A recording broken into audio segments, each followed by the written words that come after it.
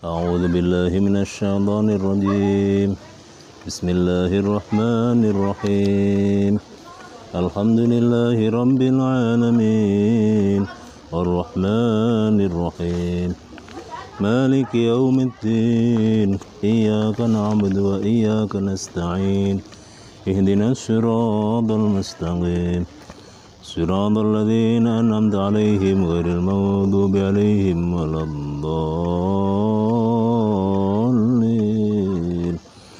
رب اغفر لي ولوالدي آمين بسم الله الرحمن الرحيم تبت يدا أبي لهب وتب ما أغنى عنه ماله وما كسب سيصلى نارا ذات لهب وامرأته حمالة الحطب في جيدها حبل من مسد بسم الله الرحمن الرحيم تبت يدا أبي لهب وتب ما أغنى عنه ماله وما كسب سيصلى نارا ذات لهب وامرأته حمالة الحطب في جيدها حبل من مسد صدق الله العظيم.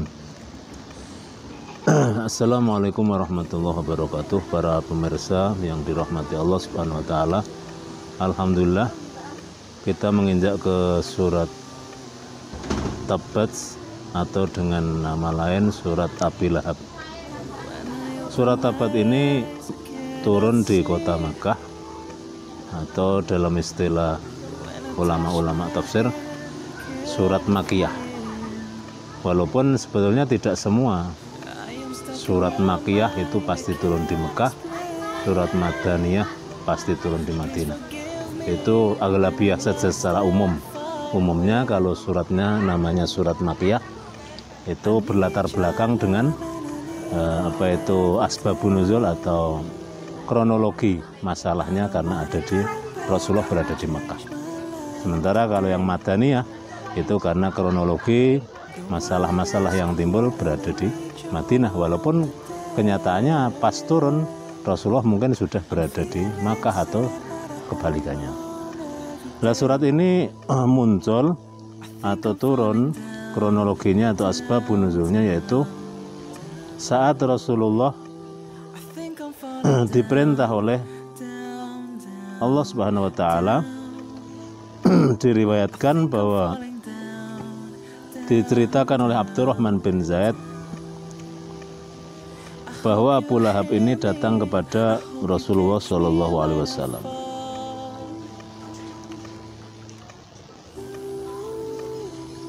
Abu Lahab yang notaben beliau adalah paman Rasulullah sendiri dan juga besan dari Rasulullah, karena putra Abu Lahab ini, dua putra dari Abu Lahab, nama putranya adalah Utbah dan Utaibah.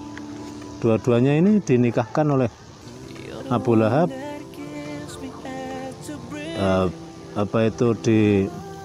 didaupkan atau dinikahkan dengan putrinya Rasulullah, yaitu putri yang bernama Ummi Kulsum dengan Dewi Ruqayyah.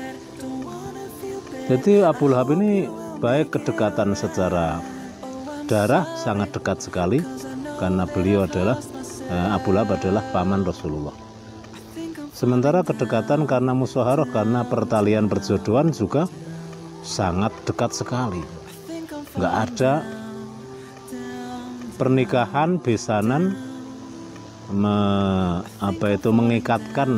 mengikrarkan dua putra dalam satu keluarga sampai dua kali perkawinannya, kecuali karena saking akrabnya dan saking baiknya. Nah, suatu saat itu Abu Lahab ini mendatangi Kanjeng Nabi ketika Kanjeng Nabi sudah membawa misi agama Islam, agama Tauhid. Sementara Abu Lahab dan mayoritas orang-orang Arab saat itu masih menyembah agama nenek moyang mereka, yaitu menyembah berhala, mengagung-agungkan berhala yang bernama Hubal, Lata, Manat, Suwa, Uzza. Akhirnya suatu saat karena kedekatan Abu Lahab dengan Rasulullah, maka Abu Lahab tidak malu-malu bertanya kepada Rasulullah, "Wahai Muhammad, apa yang akan diberikan kepadaku bila aku mengimanimu kalau engkau adalah utusan Allah?" Maka Rasulullah dengan simpel menjawab, yang akan diberikan kepadamu ya sesuatu yang diberikan kepada orang Islam.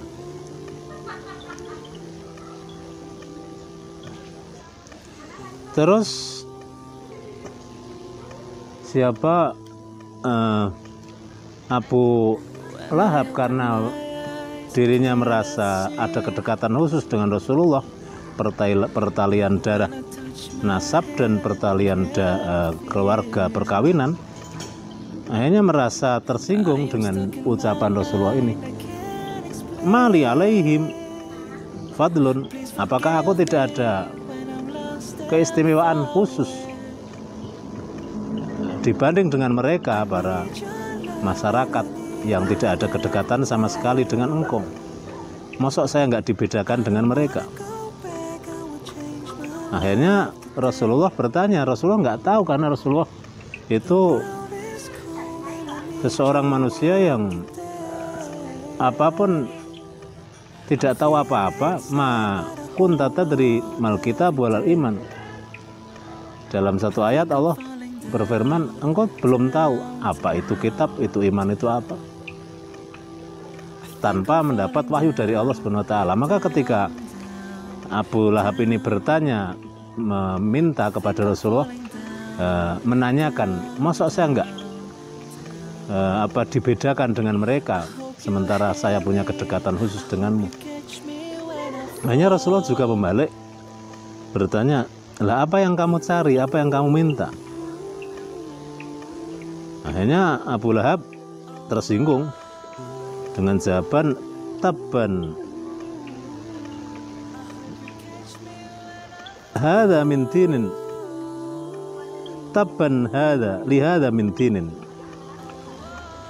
in akun wa haula sawa. Alangkah cilakanya aku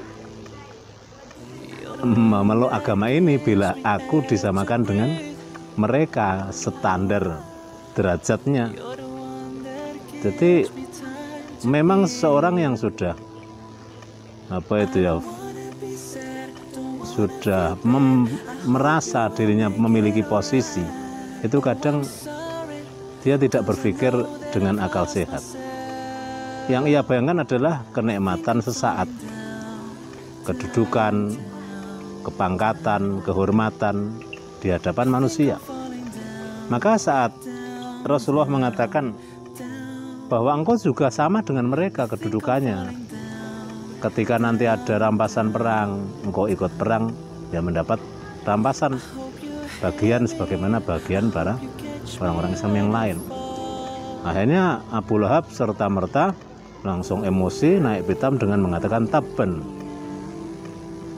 lihada min tinin, alangkah celaka, in akun wa haula sawa, bila aku dan mereka sama. Alangkah celakanya aku masuk agama yang kau bawa itu. Bila aku masuk agama ini, nggak ada bedanya aku dengan mereka, para orang-orang grassroots, orang-orang kecil yang nggak punya kedudukan di hadapan manusia. Akhirnya dari perkataan Abu Lahab ini Allah menurunkan ayat tabbat yada Abi Lahab. Yang celaka adalah Abu Lahab. Di sini secara spesifik Abu Lahab ini sebetulnya nama julukan saja, maknanya bapak dari wajah yang berkobar-kobar.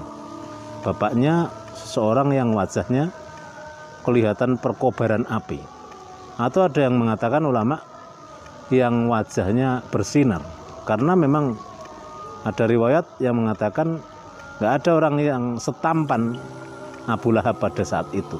nggak ada seorang perempuan yang secantik Ummu Jamil istri Abu Lahab pada saat itu.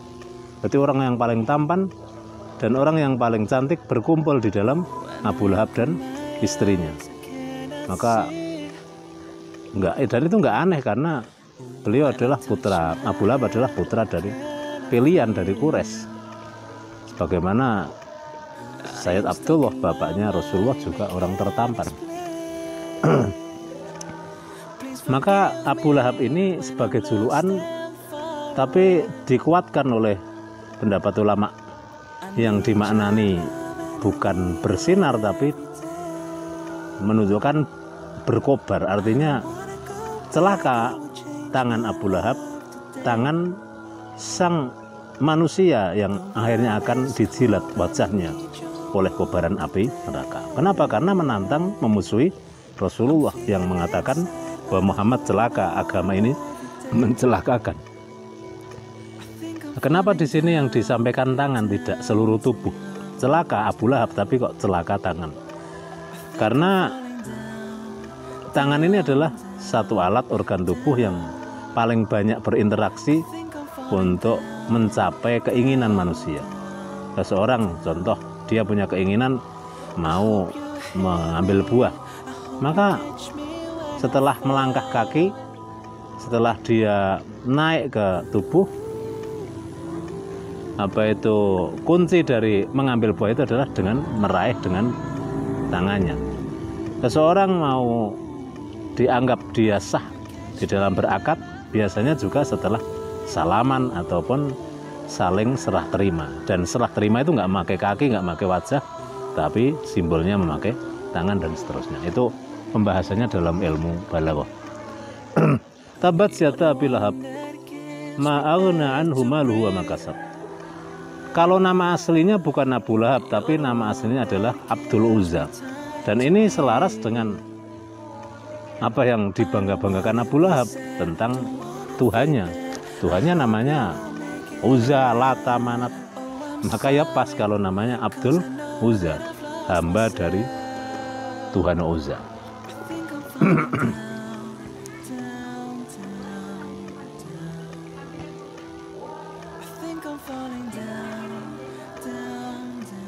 Lah sampai pada puncaknya Abdul Uzza atau Abu Lahab ini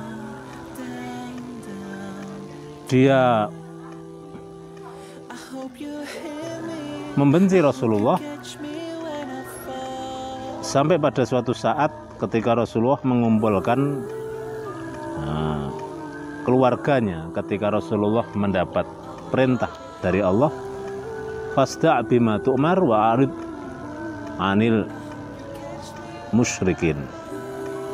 Fasda' bima tu'mar wa arid anil musyrikin. Terangkanlah atau terang-terangan saja Muhammad atas apa yang engkau diperintah. Secara terang-terangan saja Muhammad kepada mereka atas apa yang diperintahkan engkau, diperintahkan Allah kepadamu untuk menyampaikan isi wahyu dari Allah. Ketika Rasulullah sudah mendapat perintah agar dakwahnya secara terang-terangan ini, akhirnya Rasulullah mengutus salah satu sahabat untuk mengundang sanak saudaranya, wa angzir ashiratakal aqrabin. Berilah peringatan keluargamu yang paling dekat. Akhirnya Rasulullah mengundang para saudara-saudara yang dekat ini, termasuk paman-pamannya yaitu Abu Jahal, Abu Lahab. Diundang di bawah gunung, di Gunung Sofa. Akhirnya Rasulullah datang ke Gunung Sofa itu, naik ke posisi ereng-ereng Gunung Sofa. Terus Rasulullah berteriak, ya sabahah, wahai selamat pagi. Faqalu man hadzal ladzi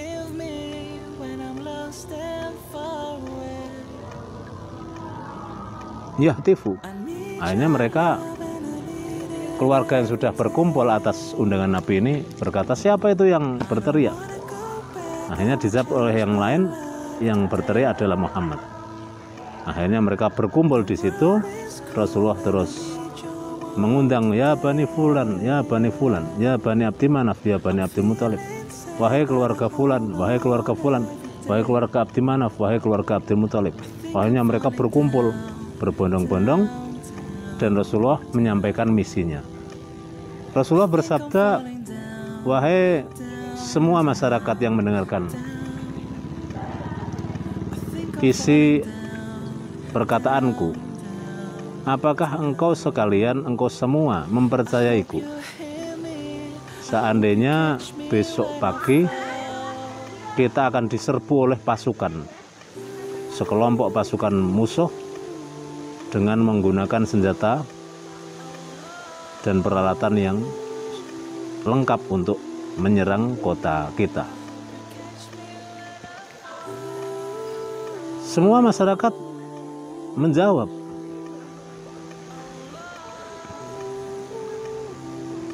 kami belum pernah melihat atau membuktikan bahwa engkau adalah pembohong. Selama ini engkau adalah seorang yang terkenal sebagai Al-Amin. Terbukti engkaulah yang bisa mendamaikan banyak suku ketika suku-suku ini berebut untuk menempelkan Hajar Aswad yang jatuh dan itu terbawa air ketika banjir. Akhirnya Rasulullah mengatakan, aku tidak akan menceritakan bahwa besok akan ada ancaman musuh menyerbu kita, tapi aku hanya memberi peringatan bahwa akan ada siksa yang dahsyat kalau kita tidak iman kepada Allah Sang Pencipta kita semua. Akhirnya Abu Lahab menjawab, tabban laka ma jama'tana illa lihada. Wahai Muhammad, celaka engkau. Engkau tidak mengumpulkan kami di waktu pagi ini kecuali hanya karena ini. Akhirnya turunlah ayat tabat yada Abi Lahab ini. Dibalas oleh Allah, yang celaka bukan Nabi Muhammad, tapi yang celaka adalah Abu Lahab.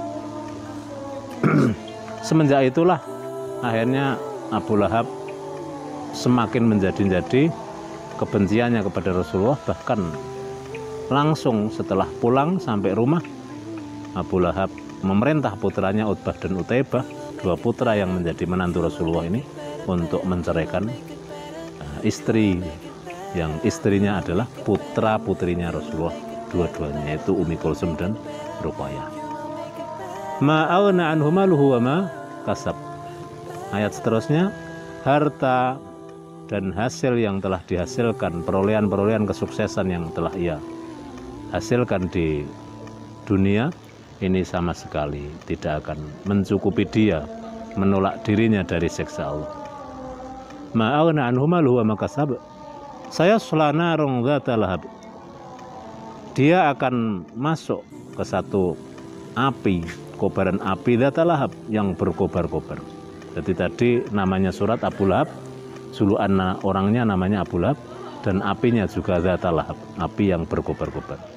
Bahkan tidak sampai di situ, wa imra'atuhu hamalatal hatab, dan istrinya tidak hanya ikut terjerumus ke dalam neraka, tapi terjerumus ke dalam api neraka bersamanya, bahkan dengan memanggul, yaitu kayu bakar. Wa imra'atuhu hamalatal hatab fi jidha hablum min masad, di mana di samping memanggul atau menggendong kayu bakar, di lehernya dikalungi atau ditelikung hablum min masad, yaitu ikatan dari tampar, tali, kulit atau keliko kalau istilah Jawa, kulit atau keliko dari sejenis, yaitu rami, pohon rami yang sangat kuat.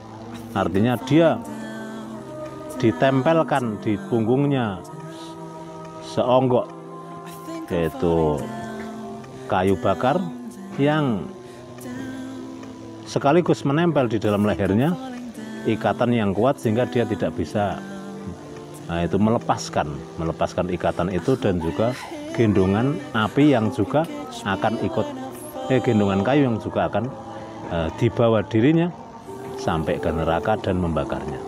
Kenapa hal ini terjadi?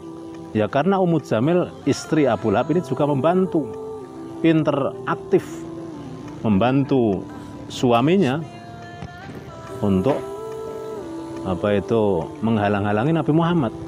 Suatu saat dalam satu riwayat, Abu Lahab ini membuat lubang di jalan dari rumah Rasulullah sampai masjid agar Nabi Muhammad terjerembab atau masuk ke lubang tersebut.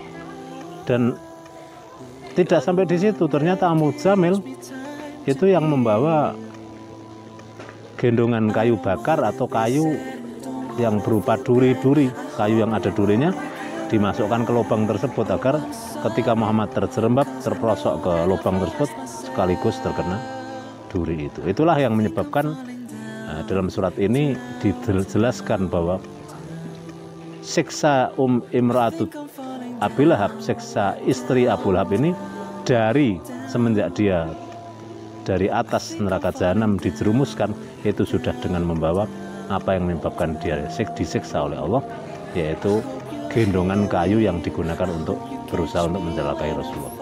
Semoga kita bisa mengambil hikmah dari surat Tabbat ini dan kita menjadi orang-orang yang diselamatkan dari panasnya kobaran api neraka. Wallahu a'lam. Wassalamualaikum warahmatullahi taala wabarakatuh.